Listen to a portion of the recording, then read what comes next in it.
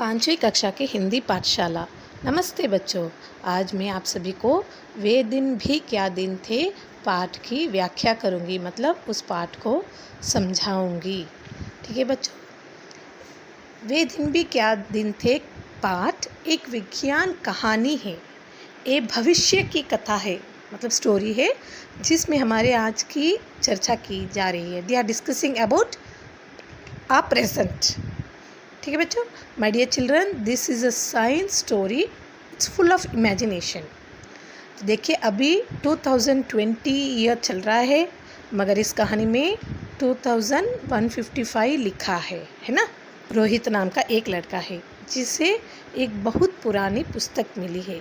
वह इस पुस्तक की चर्चा कुम्मी के साथ करता है, तो उसे याद आता है कि उसके दादा के दादा ने भी इसके बारे में कहा था। रोहित और कुम्मी उस पुस्तक को पढ़ने लगे और पढ़कर बहुत आश्चर्यचकित होते रहे।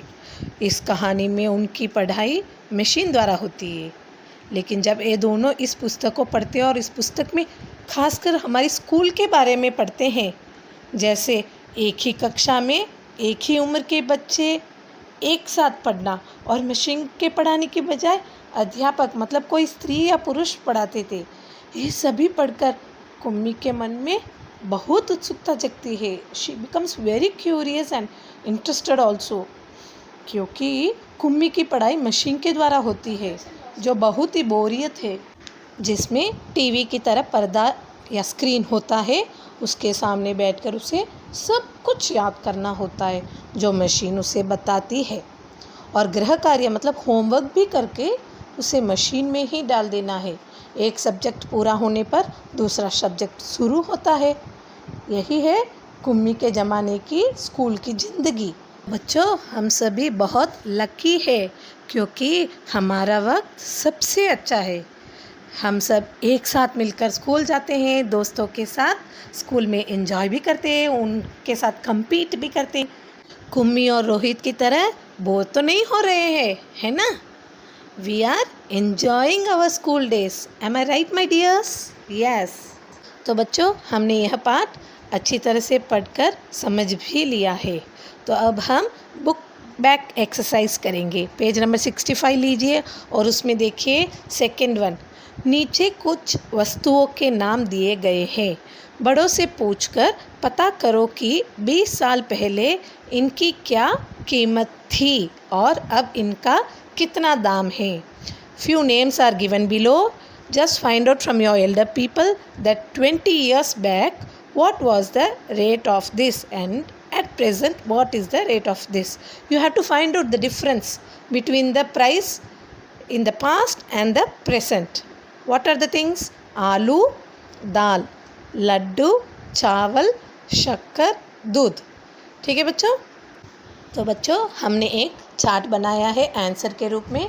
फर्स्ट कॉलम में वस्तुओं के नाम मतलब आइटम्स नेम, सेकंड कॉलम में 20 साल पहले का दाम, what was the amount in 20 years back, and last column में अब इनका दाम, द प्रेजेंट रेट। ठीक है बच्चों, सबसे पहले आलू, पोटैटो, 20 साल पहले क्या था? 50 to 75 पैसे प्रति किलोग्राम, और अब है 8 to 10 रुपीज़ प्रति किलोग्राम। लड्डू 20 साल पहले 10 से 20 रुपये प्रति किलोग्राम, और आज है 150 से 200 रुपये प्रति किलोग्राम। शक्कर 3 से 4 रुपये प्रति किलोग्राम 20 साल पहले, और आज है 30 से 32 रुपये प्रति किलोग्राम। दाल 4 से 5 रुपये उस वक्त थी, और अब है 60 से 80 रुपये प्रति किलोग्राम। चावल उस वक्त था 5 से 10 रुपया, और आज है 25 से 60 रुपया। और दूध 20 साल पहले था 4 से 5 रुपया प्रति लीटर, मगर आज है 32 से 38 रुपये प्रति लीटर, मतलब 32 to 38 रुपीज़ पर लीटर टुडे। अगला पन्ना लीजिए बच्चों। अब प्रश्न है, आज हमारे कई काम कंप्यूटर की मदद से होते हैं।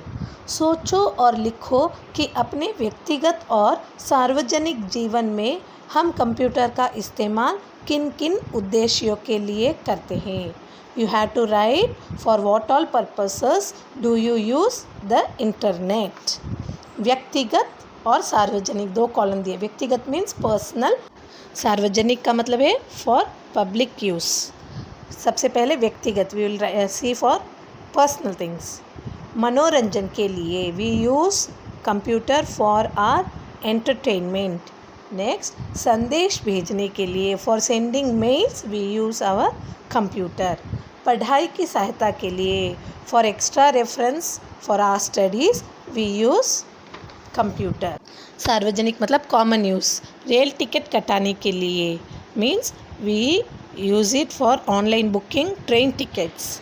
देन विभिन्न उद्योगों के लिए मतलब for different types of jobs. And last one, हर तरह की जानकारी के लिए, for any type of information we use computer. Next question children, जानकारी देने या लेने के लिए कई तरीके अपनाए जाते हैं। हम जो कुछ सोचते या महसूस करते हैं उसे अभिव्यक्त करने या बताने के भी कई ढंग हो सकते हैं। बॉक्स में ऐसे कुछ साधन दिए गए हैं, उनका वर्गीकरण करके नीचे दी गई तालिका में लिखो। You have to split these words according to the topic. One topic is जानकारी and the other one is भावना। जानकारी का मतलब है इंफॉर्मेशन और भावनाएं का मतलब है फीलिंग्स।